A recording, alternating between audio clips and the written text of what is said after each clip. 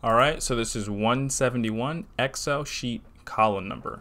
So this problem, it's not, it's gonna be tough if you don't if you have a kind of a tough understanding of how numbers are represented. Otherwise, it shouldn't be too bad. So, given a column title as appears in an Excel sheet, return its corresponding column number. For example, A maps to 1, B maps to 2, and so on and so forth. Z is going to go to 26.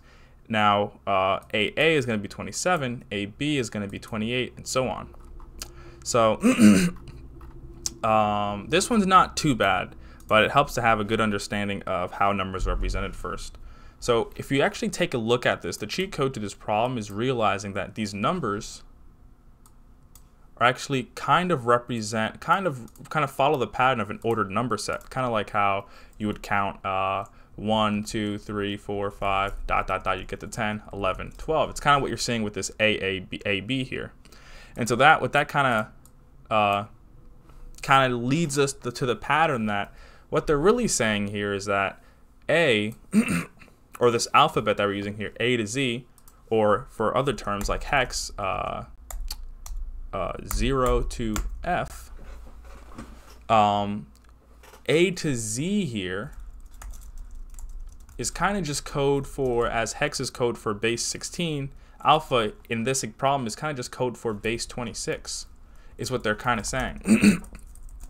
And so what you'll start to see here is that the way that we can get the column number, which is just what they mean by column number, they really mean the numerical value represented by this arrangement of symbols, just like how 0xFFAB is an arrangement of symbols, but it really represents a value here, and what they want from this representation of these numbers, in this sense, in base 26, let's just say ZY, they really want the column number, which is really just the value represented for the symbol combination of ZY. And so a quick and easy way to understand this and to actually do this problem is, now once we realize that this problem is really just asking us to convert the symbol representation of the number into the numerical representation. And so if we ignore the problem for a second, it'll all come back around. But if we take a look, let's just say in the number set that most people are traditionally used to is base 10. So base 10, you have 10 symbols, 0 to 9, right? And that's kind of why they call it base 10, because they're using 10 symbols here.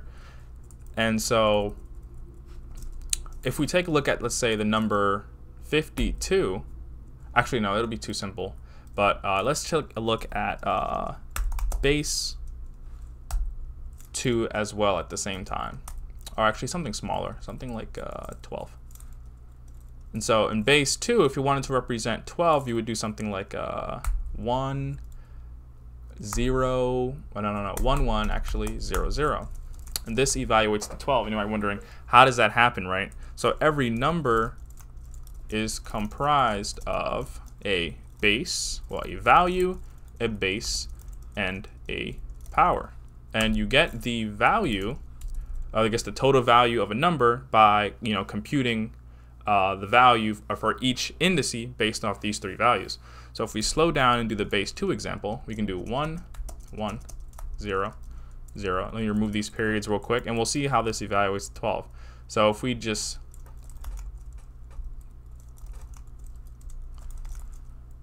move this overload, we kind of make this little graph here. We'll say, okay, what's the base? So the base for every number in, let's just say, whatever your number set you're working at is going to be like kind of the base. So we're working in base 2, so the base is going to be 2 for all of these. And we can just ignore the periods. And so the power here, so the power is going to be starting from the least numerical value in the number, or in the order, to the greatest numerical value. It's going to start from 0. I can't line this up, and then it's going to go 1, 2, 3. And then we have the value, right? So it's literally just going to be the symbol. So we have 1 here, 1, and then we have 0 and 0. So we really only have values for two numbers. The rest are going to evaluate to 0, right?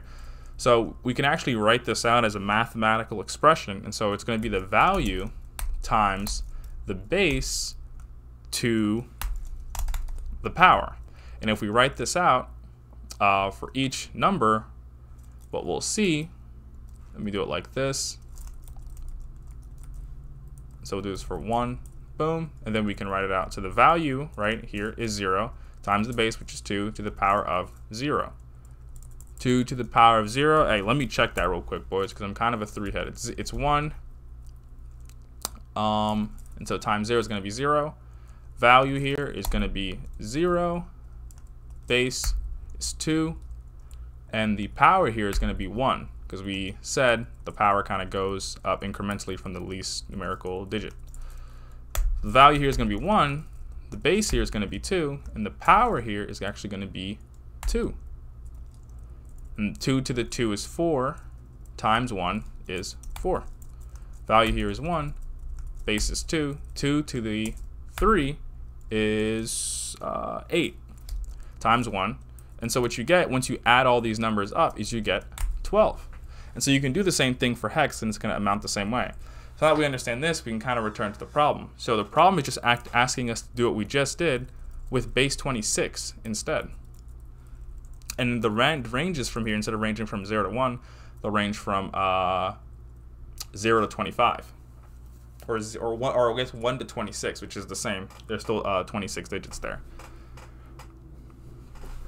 And so one way we can start, we can just kind of follow the same suit we did earlier. Let me comment all this stuff out.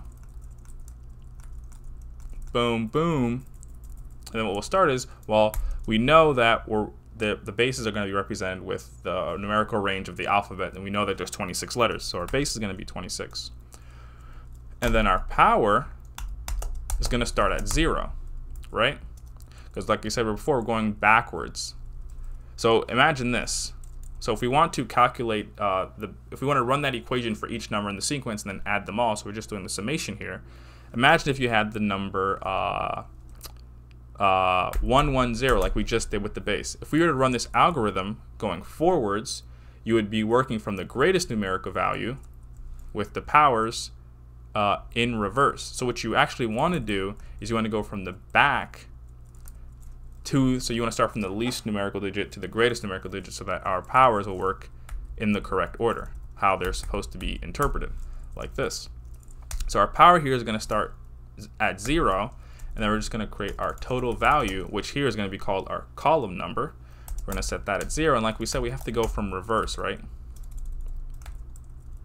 Go in reverse. So what we're going to do here is going to say, while I does not equal, while I is greater than or equal to 0. And then we'll say I starts at the length of s minus 1. We know the first used indice in any list is going to be the capacity minus 1, right? So that's what we're doing there. And then what we can do is we can calculate the value, right? So the value for the digit that we have. So let's say we have a, right? And we have to know a little bit of Python, whatever your language you're using, to kind of transfer or transform a character to an integer, right? So in Python, we're going to do this with ORD. And what ORD does is just say, hey, I'm going to give you a character. What's that like in Unicode? And what that value should be, I'm pretty sure, is 65, right? But they said in the problem that 65 or A was represented as 1, right? So just to, slide that entire alphabet down, what we're going to do is we're going to say, yeah, give me the Unicode value for A. And so here we're going to do S sub I. And then what we're going to do is we're going to subtract 64. So this is going to pretty much push all the numbers down, 64 values, and kind of map this A to Z in Unicode to 1 to 26, which works perfect for us. And then we can say that our total value, which is our column number, is going to be equal to plus equal our value. Remember we said that the value or the numerical value for let's say a number in a digit a digit in a number can be calculated using this formula. And this was the value times the base to the power. So what we can do is just say value, which was 1 here. And just to make it more literal, we'll just copy this. Then we can replace it, and it should make sense. So we said value times 26, which is our base, to the power, which is, and I forgot to make that earlier, our power is going to start at 0. Our power. Boom. And so we have to increment power as we go through, just so that we go, straight through and we do 0, 1, 2, 3, and so on and so forth. And then what we can return is total value. And this should work if I understand correctly. Oh man, I forgot to comment out this nonsense.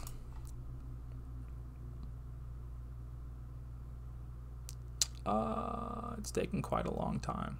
Oh my god, we forgot to increment I. Yeah, okay. I always forget that with while loops. We're working through the number 1 by 1. I mean, character by character, so we have to increment the while loop so that we don't run forever. And we're going in reverse here, so we actually have to do minus equals 1. Output 26, expected 1. Board S of I. 6 to the power plus 1, total value plus equal value. That is strange. Turn total value. Base is 26, the power is 1, total value is 1, our power is 0. 0 value equals OR sub S sub I minus 64. That makes sense. Total value, let me pause for 1 second. Okay, so we're back. The one problem I used exponent here, the exponentiation is 2 multiplication symbols. So there you go. And if we submit that, first time doing this problem, by the way, actually true. It's pretty fast. So since the time complexity for this problem, since we're literally just linearly iterating through the string and then evaluating its value, it's going to be linear time, and it's going to use constant space since our variables that we're using to do these calculations aren't going to scale with the size of our input. So that is 171 Excel sheet column number poggers.